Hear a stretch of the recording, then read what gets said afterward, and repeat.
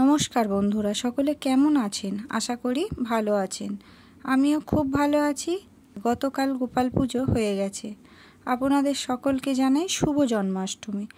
আজ ভগবানের কাছে একটাই প্রার্থনা করব, আমরা মহিলারা যেন এই স্বাধীন যুগে স্বাধীনভাবে বাঁচতে পারি, এটুকুই। আমরা মেয়েরা কত ব্যস্ত তা তো আপনারা জানেনই, তাই কালকে আমি ভিডিওটা ছাড়তে পারিনি, আজকে ছাড়লাম। করজোড়ে আপনাদের কাছে ক্ষমা চেয়ে নিচ্ছি। এটা আমার মেয়ে আলপনাটা দিচ্ছে, কেমন লাগছে প্লিজ কমেন্টে জানাবেন। নারকেল নাড়ু বানানো হয়ে গেছে, এবার আমি গোল গোল করে এগুলোকে পাকিয়ে নেব। আর এই হলো চিনির নারকেল নাড়ু, সাদা। এগুলো গুড়ের নারকেল নাড়ু, চিনির নারকেল নাড়ু দু রকমই প্রতি বছর করি। আর এটা আমি করছি মালপোয়া।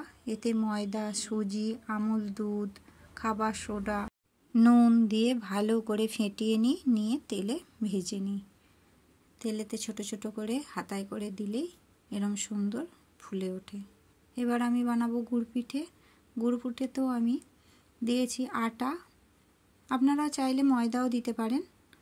আর গুড়, চালের গুঁড়ি, খাবার সোডা, নুন ভালো করে ফেটিয়ে নিলাম। আর কড়ায় ছোট ছোট করে দিতে থাকলাম। এইভাবে আমি গুড় পিঠেটাও ভেজে নিলাম। এবার আমি ভাজবো তালের ফুরুলি। তালটা ভালো করে কেড়ে নিয়ে ওতে নুন, গুড়, চালের গুঁড়ি, আটা দিয়ে ভালো করে ফেটিয়ে নিলাম। এবার ছোট ছোট করে কড়ায় তেলেতে দিয়ে দিলাম। এবার ভাজা হয়ে গেল আমার তালের ফুরুলি। দেখুন তালের ফুরুলি এইভাবে আমি সব তালের ফুরুলি ভেজে নিলাম। এবার আমি তালের কুলি পিঠে বানাবো। তার জন্য আমি তালটাকে ভালো করে জাল দিয়ে নিলাম। তালটা গরম থাকলে মাখাটা খুবই সুন্দর হয়।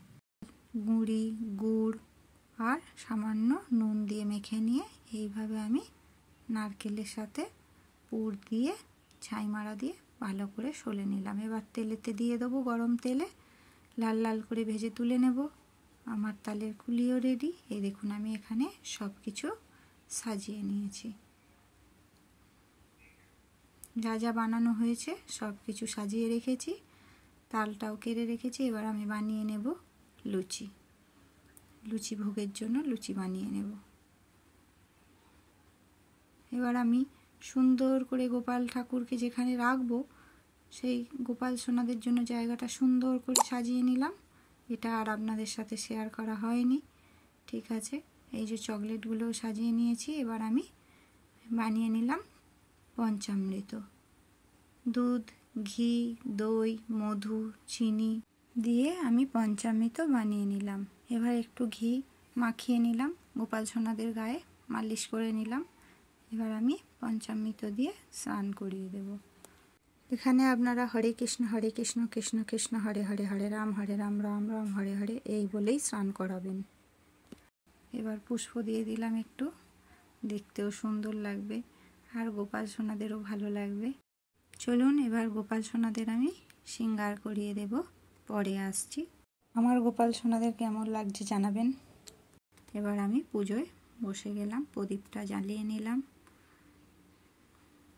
এইভাবে প্রদীপ জ্বালিয়ে নিয়ে এবার আমি পূজায় বসবো। গোপালকে আমি মালা পরিয়ে দিলাম, দুই গোপাল, দুজনকেই দুটো মালা আমি পরিয়ে দিলাম।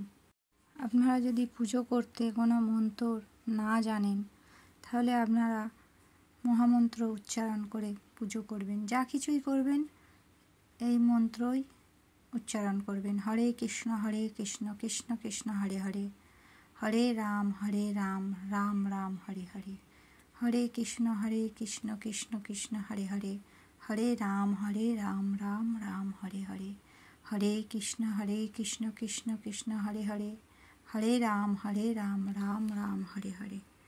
এই মন্ত্র বলে আপনারা পুজোটা সেরে নেবেন।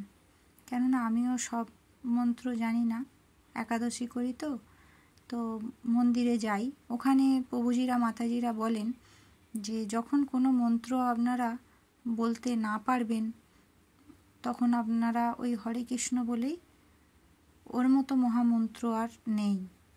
আপনারা ওটা বলেই সব কিছু করতে পারেন। তো কিছু কিছু মন্ত্র আমি জানি, অষ্টতর শতনাম পাঠ করি, আর এই মহামন্ত্র বলে আমি এই পুজোটা প্রতি বছরই একইভাবে একই নিয়মে করে আসছি। ব্রাহ্মণ দিয়ে করাই না, নিজের মনের ভক্তি যতটুকু আছে ততটুকু দিয়ে করার চেষ্টা করি। ভগবান গ্রহণ করেন কি না জানি না, তো এটা আমার ছোটোবেলার মনের ইচ্ছা আর কি, যেটা পূরণ হয়েছে বিয়ের পর। ছোটোবেলার একটা ছোট্ট ঘটনা আপনাদের সাথে শেয়ার করি। আমার বড় ঠাকুমা জন্মাষ্টমীর উপোস করতেন, আর আমাদের ওখানে কারোর বাড়িতেই ওই জন্মাষ্টমীর পুজো তখন হতো না। এখন তো সকলের বাড়িতেই এই পুজো হয়। তো তখন আমাদের পুরোহিত যিনি ছিলেন ব্রাহ্মণ, ওনাদের বাড়িতেই একমাত্র আমাদের গ্রামে পুজো হতো। তো তখন আমরা খুবই ছোট ছিলাম, ঠাকুমার সাথে আমরা যেতাম।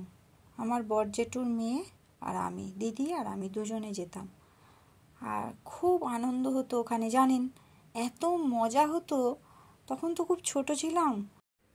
আর আটকড়াইয়ের কুলো বাজানো হতো, আর প্রসাদ বিতরণ হতো, কত রকমের নাম গান হতো, এত ভালো লাগতো। আর প্রতি বছর যাবার জন্য ঠিক বায়না করতাম সন্ধ্যে থেকে। আর তখন আমাদের গ্রামে কারেন্ট ছিল না, হারিকেন নিয়ে ভাবুন ওই ঠাকুমার সাথে যাবার জন্য দু বোনের বায়না। তো সেই কথাগুলো আজ মনে পড়ে। তখন থেকেই মনে হতো আমি যদি কোনোদিন এরকম পুজো করতে পারি।